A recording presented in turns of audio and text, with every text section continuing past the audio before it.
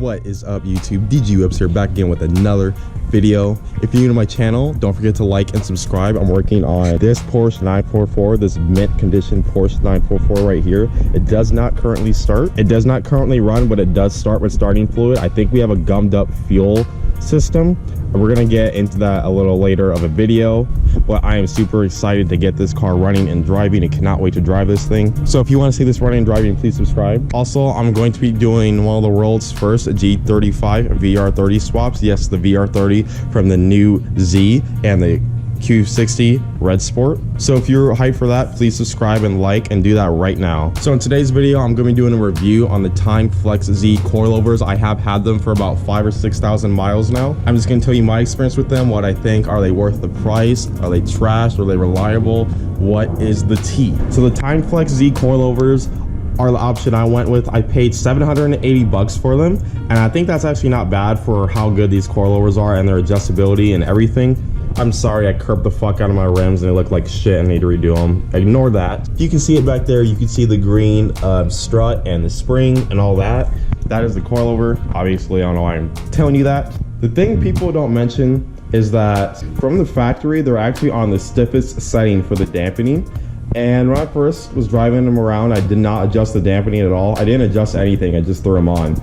And they were pretty rough, I'm not gonna lie. It was a pretty bumpy ride, especially if I had passengers in the car. They were jumping around, especially in the back seat. However, I did just recently adjust the dampening. There's like about 25 levels of a dampening adjustment, which is actually really good. I turned it down to 15 instead of like the 24 it was on, and it is so much better, and I still don't scrape around and bounce around. I did not lower it much because I don't like scraping the ground. I get it looks cool, but like, I don't know, you guys have tow mays, you guys have expensive undercarriages underneath, bumpers and all that, and then you're just gonna ruin it by lowering the car. I don't understand that.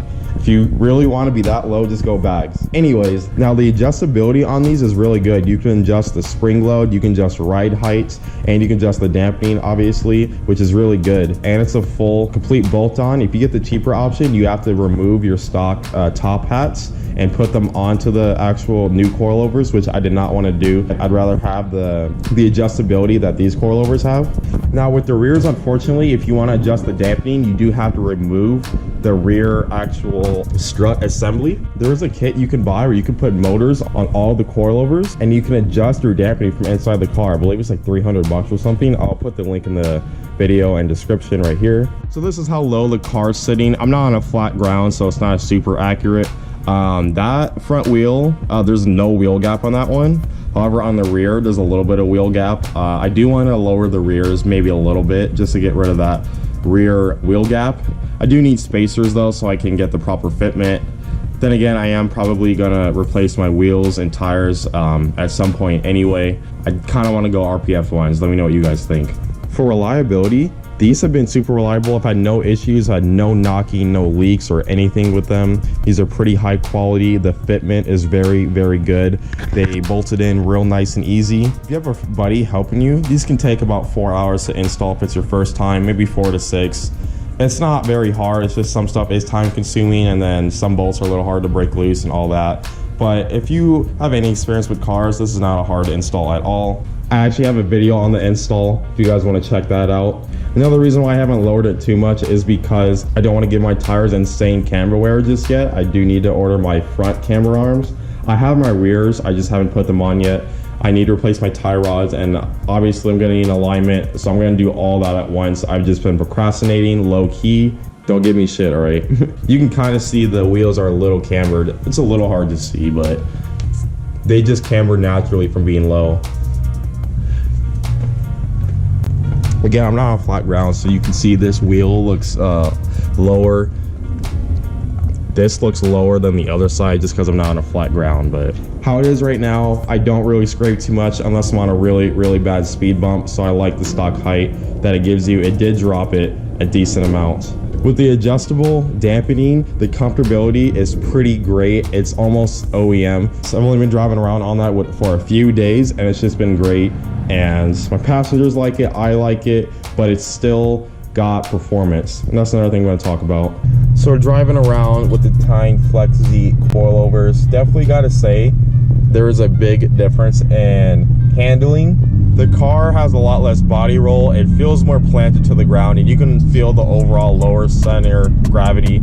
I have not taken this to the track yet. However, taken around some roundabouts and just tried to do some turns pretty sharply, and it handles it pretty well. If you pair this up with some good tires, this will be pretty fun and decent on the track. Now put these on some 350Zs, it'll be a track killer. So this is a great option for the money. Reliability, performance, adjustability. I don't think anything really beats the $750 to $800 you're gonna pay for. You can get used ones for a little cheaper, but I bought them brand new because I wanted them reliable, and I had a blown rear strut anyway, so I figured there was time to get coilovers when I bought them.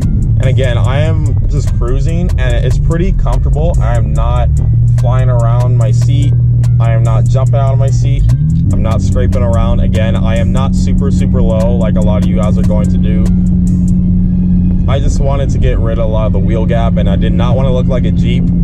If you don't want no budget eBay coilovers and you want something that's decent but well worth the money, I definitely recommend getting the Tein Flex Z. So overall, I would say Tein Flex Z is probably the best bang for your buck when it comes to these cars, the 350Zs and G35s.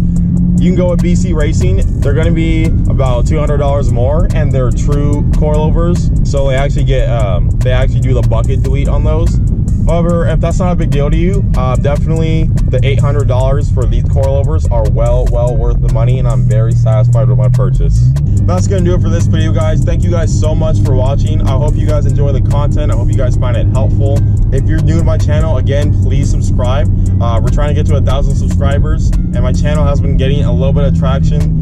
I've been getting a few subscribers a day, which is really good for me. I know that's not good to like a lot of big YouTubers, obviously, but I appreciate every subscriber I get. I always get excited when I see the subscriber count went up. So if you want to get me excited, no homo, go ahead, click the subscribe button. But other than that, guys, thank you guys so much for watching. I'll see you guys next time.